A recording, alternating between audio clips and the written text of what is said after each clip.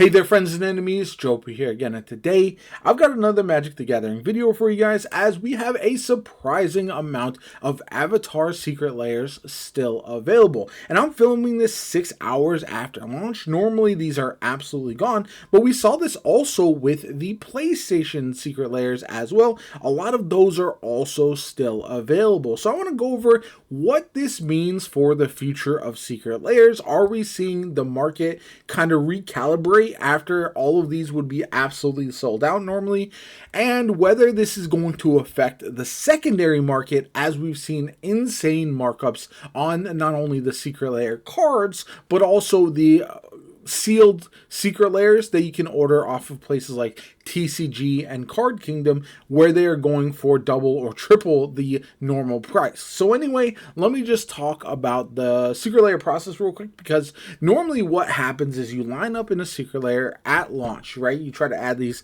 new Secret Lairs to your cart, and you hope that you get in line in time in order to check out with one of the Secret Lairs that you're looking for. However, a lot of times they would be sold out. By the time you got to the front of the line, you would load into your cart and be able to search for whatever Secret Lairs are still available, and the majority would be absolutely gone.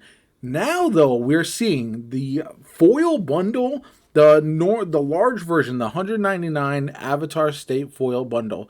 These normally go almost instantly because that's what the people that, the collectors are really looking for. And this one is still available. I have not seen that in quite some time. But on top of that, we also have Everything Changed, A Lot to Learn Foil Edition, A Lot to Learn Regular. I know this is one of the weaker Secret Lairs, so I do understand that. But some of these, like My Cabbages is also one of the weaker ones, but one with the elements is fine as far as like reprint value and stuff like that. However, I do think there's a lot of really good cards. There's good cards in like the Everything Changed Secret Lair, for example. You've got something like Blood Moon, which is really, really good. And yeah, it's just surprising that we're seeing a lot of this happening right now. And I'm caught off guard. Braid of Fire is in this foil one. So maybe this is just an indication on the downturn of Secret Lair. Maybe it is a problem with Universes Beyond in general, the oversaturation. I think there are two main factors that are the reason for this happening. One, we are seeing more Secret Lairs being printed than ever. And while that's not necessarily a bad thing, I do think it kind of leads people to be more selective with their purchases in comparison to past years. And not only that, but we're having back-to-back Universes Beyond Secret Lairs as well, which are good for collectors, but not for the people who are looking for the specific cards to add to some, like a CEDH deck or something like that.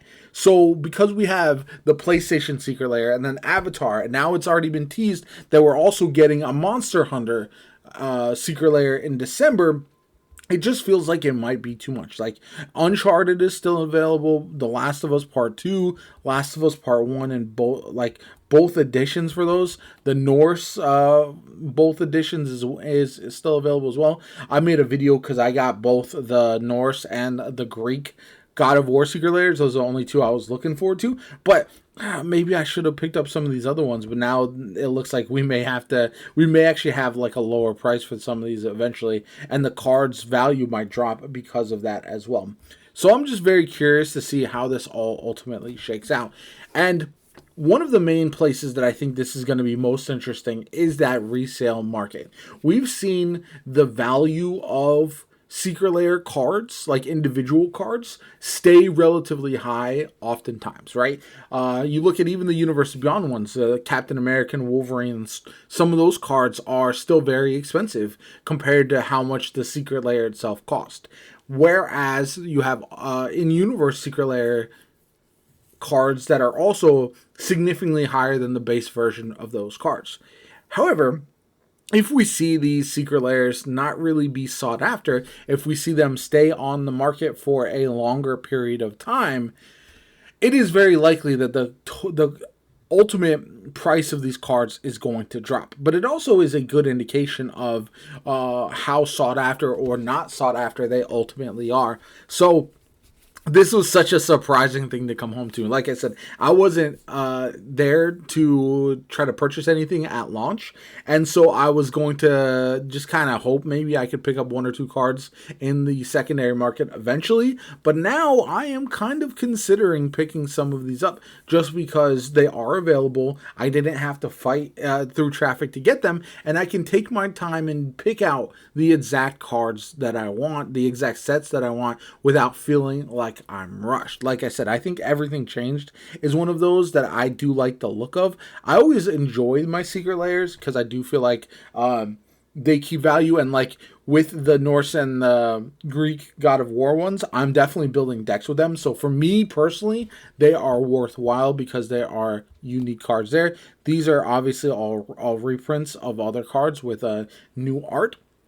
So maybe that's why they're not as sought after. There's not any like completely unique cards in these sets, at least the majority of them. So I feel like that might play a factor. But even still, you look at these still being available, and they have a bunch of unique cards in them as well.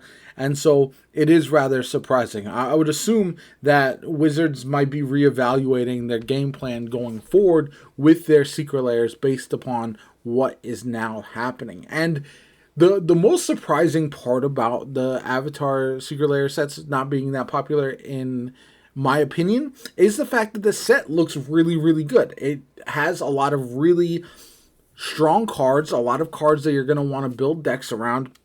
You've got commanders, you've got cards that are working in draft or standard formats. And so because of that, I do feel like this is one of those secret layers that would have gone hand in hand, right? You would expect it to do well because people are building out their Avatar decks and they want to bling them out with some very interesting, powerful cards that are available in these unique treatments. But that just isn't the case, and I am quite surprised by that. Anyway, let me know what you guys think. Are you as surprised by this, caught off guard, as I am overall with the Avatar set, especially like this foil bundle?